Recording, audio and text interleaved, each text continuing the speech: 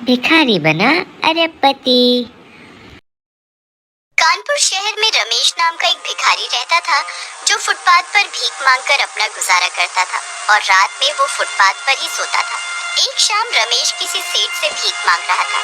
भगवान के नाम पे कुछ दे दो, सुबह से भूखा हूँ। अरे इतना हट्टा कट्टा होकर तुझे भीख मांगते हुए शर्म नहीं आती? कोई काम धंधा नहीं कर सकता क्या? काम धंधा करने के लिए भी पैसों की जरूरत होती है सेठ जी। अरे तो मजदूरी तो कर ही सकता है ना। सेठ जी, मेरी एक किडनी खराब है, इसलिए मैं ज्यादा मेहनत का काम नहीं कर सकता। तुम सारे भिखारी कोई काम नहीं कर सकते। हाँ, लेकिन एक काम तुम्हें बहुत अच्छी तरह से करना आता है, झूठ बोलना। क्योंकि अगर तुम झूठ नहीं बोलोगे तो तुम्हें भीख कैसे मिलेगी? नहीं सेठ जी, मैं झूठ नहीं बोल रहा। मैं और भिखारियों की तरह नहीं हूँ। ओह, और भिखारियों की तरह नहीं हूँ से क्या मतलब है? तुझ में क्या हीरे जड़े हुए हैं? चल भाग यहाँ से। एक तो वैसे भी मेरा दिमाग खराब है।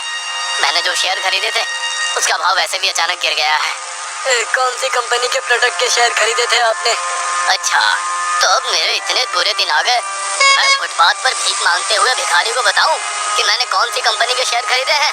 चल भाग यहाँ से भिखारी कहीं का। इतना बोलकर सेठ ने रमेश को धक्का दे दिया। रमेश फुटपाथ पर मुंह के बल गिर गया। सेठ अपनी कार में बैठकर गुस्से से वहां से चला गया। रमेश की आंखों में आंसू आ गए, उसके सिर से खून बहने लगा। रमेश अपने जीवन के बीते हुए दिनों को याद करके रोने लगा, क्योंकि रमेश हमेशा से भिखारी नहीं था। रमेश की आंखों के सामने उस मनहूस दिन के दृश्य चलने लगे जिस दिन के बाद उसके बुरे दिन शुरू हुए थे। 5 साल पहले रमेश का घर। मैं आज आखिरी बार तुमसे मिलने आई हूँ रमेश। इसके बाद मैं तुमसे फिर कभी नहीं मिलूंगी, क्योंकि मैं अर्जुन से शादी कर रही हूँ। ये कैसी बातें कर रही हो तुम नंदिनी? तुम तो मुझसे प्यार करती थी। हाँ, जब तुम एक बहुत बड़ी कंपनी में काम करते थे, लेकिन तुम्हारी कंपनी ने तुम्हें धक्के देकर बाहर निकाल दिया है। उनका आरोप है कि तुमने कंपनी के पैसों में हेरा फेरी की है। मुझ पर झूठा आरोप लगाया गया है और ये बात मैं बहुत जल्दी साबित कर दूंगा। मुझे इस बात से कोई फर्क नहीं पड़ता। आइंदा मुझे फोन करने की भी कोशिश मत करना। इतना कहकर नंदिनी वहाँ से चली गई। तभी मकान मालिक जगमोहन वहाँ पर आधम का और रमेश की ओर गुस्से से देखता हुआ बोला, तुमने पिछले 6 महीने से किराया नहीं दिया रमेश। या तो किराया दो या अभी इसी वक्त मकान को खाली करो। ये कैसी बातें कर रहे हैं आप? 2 महीने पहले जब मैं आपको किराया दे रहा था तब तो आप मुझसे बोल रहे थे कि जब तुम्हारी मर्जी हो तब किराया दे देना। हाँ, तब मुझे नहीं पता था कि तुम चोर हो, लेकिन अब मैं जानता हूँ कि तुम्हारा दिवालिया निकल गया है। तुम सड़क पर आ गए हो। देखिए, मेरे पास इस वक्त अभी पैसे नहीं है। अगर आप मुझसे ये घर भी छीन लेंगे तो मैं कहाँ जाऊँगा? आप मुझे कुछ दिन की मोहलत और दे दीजिए। मैं तुम्हें केवल 1 हफ्ते की मोहलत और देता हूँ।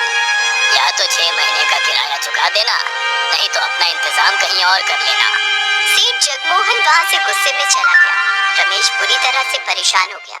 दरअसल रमेश जिस कंपनी में काम करता था, उस कंपनी का मैनेजर रमेश की ईमानदारी से अंदर ही अंदर बहुत जलता था। वो मैनेजर कंपनी के पैसों में हेराफेरी करता था। एक दिन रमेश ने जब उसे रंगे हाथों पकड़ लिया तो उस मैनेजर ने उल्टा रमेश पर ही आरोप लगाकर उसे कंपनी से बाहर निकलवा दिया। रमेश के सारे खाते कंपनी ने सीज कर दिए। रमेश सड़क पर आ गया। रमेश के सड़क पर आने के बाद उसकी गर्लफ्रेंड नंदिनी भी रमेश को छोड़कर चली गई। और अब सेठ जगमोहन रमेश को धमकी देकर गया था कि 1 हफ्ते के अंदर अंदर वो मकान को खाली कर दे। रमेश हफ्ते भर तक शहर में काम की तलाश में खाक छानता रहा, मगर किसी भी कंपनी ने उसे काम नहीं दिया। थक हार कर रमेश एक बिल्डिंग में जाकर मजदूरी करने लगा। रमेश ईंटों से भरा बोझ उठाकर थोड़ा आगे चला ही था कि अचानक चक्कर आ जाने की वजह से वो बेहोश हो गया और वो सारी ईंटें रमेश के ऊपर गिर गई। बिल्डिंग के मालिक ने रमेश को सरकारी अस्पताल में भर्ती कर दिया। 4 दिन बाद रमेश को जब होश आया तो डॉक्टर रमेश से बोला, देखिए, आपकी किडनी खराब हो चुकी है और उसी की वजह से आप बेहोश हो गए थे। आप ज्यादा मेहनत का काम नहीं कर सकते। लेकिन डॉक्टर, ऐसे कैसे हो सकता है? हो सकता है आपने पहले अपनी बीमारी पर ध्यान नहीं दिया होगा। आप अपनी किडनी का जल्द से जल्द इलाज कराएं। अस्पताल से डिस्चार्ज होकर रमेश जब अपने घर पर गया तो जगमोहन ने उसे धक्के देकर घर से बाहर निकाल दिया। यहाँ तक कि रमेश का सामान भी रमेश को नहीं दिया। बेचारा रमेश कई दिन तक भूखा प्यासा भटकता रहा। मजबूरी में उसे एक भिखारी बनना पड़ा। रमेश इन्हीं ख्यालों में गुम था, तभी बिरजू नाम का एक भिखारी रमेश के पास आकर खड़ा हो गया। रमेश अपनी यादों से बाहर निकल आया। तुम्हें कितनी बार समझाया है रमेश भैया कि हर किसी के सामने अपना दुखड़ा नहीं रोया जाता। आता। तुम्हें भीख मांगते हुए 5 साल हो गए, लेकिन फिर भी तुम्हारी समझ में नहीं आई। मैंने तो सच बोला था। ये सब बातें छोड़ो, अब मेरी बात ध्यान से सुनो। यहाँ से कुछ दूर एक नया ऑफिस खुला है, सुना है? उस ऑफिस की मालकिन किसी भिखारी को खाली हाथ नहीं जाने देती। तुम जाकर वहीं पर भीख मांगो, तुम्हारा 8-10 दिन के खाने और दवाई का इंतजाम हो जाएगा। रमेश सुबह से भूखा था। वो भिखारी के बताए गए पते पर चला गया और दरवाजे पर भीख मांगने लगा। भगवान के नाम पर कुछ दे दो, मैं सुबह से भूखा हूँ। भिखारी की आवाज सुनकर उस ऑफिस की मालकिन, जो कि एक बेहद सुंदर स्त्री थी, बाहर निकल कर आ गई। भगवान के नाम पर कुछ दे दीजिए, मैं सुबह से भूखा हूँ। मैंने सुना है कि आप किसी भिखारी को खाली हाथ नहीं लौटाती। ऑफिस की मालकिन रमेश को हैरत से देखते हुए बोली, अरे तुम तो रमेश हो ना? ये तुम्हें क्या हो गया? तुम तो काफी टैलेंटेड पर्सन थे, तुम भिखारी कैसे बन गए? उस स्त्री की बात सुनकर रमेश उस सुंदर स्त्री को गौर से देखने लगा। रमेश की आंखों से आंसू बहने लगे। रमेश उस सुंदर स्त्री को पहचानता था। वो सुंदर स्त्री कोई और नहीं बल्कि उसके ऑफिस की ही दोस्त पूजा थी। आपको कोई गलतफहमी हुई है, मेरा नाम रमेश नहीं है। झूठ मत बोलो, मैं तुम्हें कैसे भूल सकती हूँ? तुम रमेश हो, मेरे दोस्त। मैंने तुम्हें कहाँ कहाँ नहीं तलाश किया, तुम्हारा फोन भी बंद जाता था। तुम्हारे घर गई तो वहाँ भी कोई दूसरा किराएदार था। रमेश, तुम्हारे साथ ऐसा क्या हुआ जिसने तुम्हें भिखारी बनने पर मजबूर कर दिया? रमेश ने रोते हुए अपने साथ बीती हुई सारी घटना पूजा को बता दी। रमेश की दुख भरी दास्तान सुनकर पूजा की आंखों में भी आंसू आ गए। रमेश, तुम तो पढ़े लिखे थे, कुछ भी कर सकते थे।